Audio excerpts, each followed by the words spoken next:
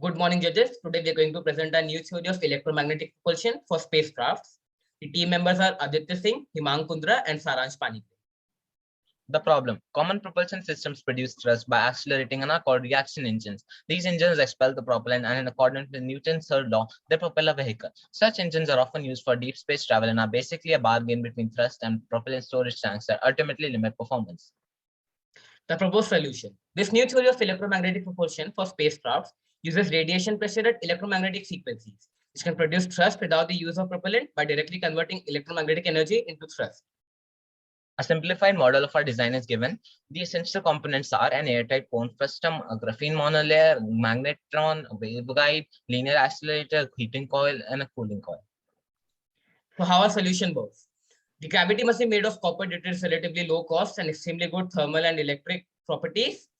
We are utilizing just two graphene monolayers placed at opposite sides to reflect the electromagnetic waves. Microwave energy is first fed from a magnetron via a tunnel feed to a closed and tapered waveguide.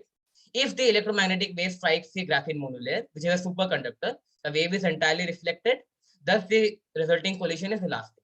Taking this into consideration, if we manage to change the mass of the wavelength or lower the frequency of the wavelength midway while it causes the frustum, the cavity will be able to produce thrust in a particular direction.